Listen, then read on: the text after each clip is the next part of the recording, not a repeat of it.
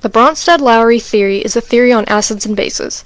It says that an acid will give a hydrogen atom to a base. This makes the acid a conjugate base and the base a conjugate acid. A good way to remember this is with cheerleaders. The base is the cheerleader and the acid is the crowd. When the cheerleader says, "Give me an H," the crowd complies. Now for examples.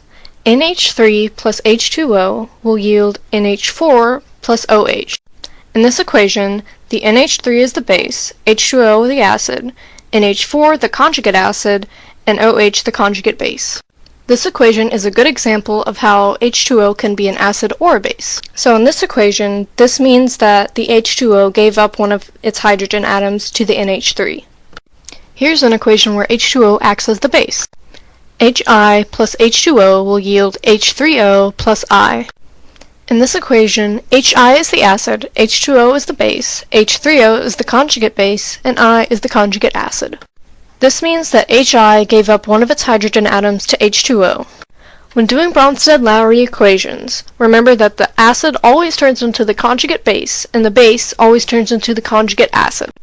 This only happens when an acid gives its H plus atom to a base.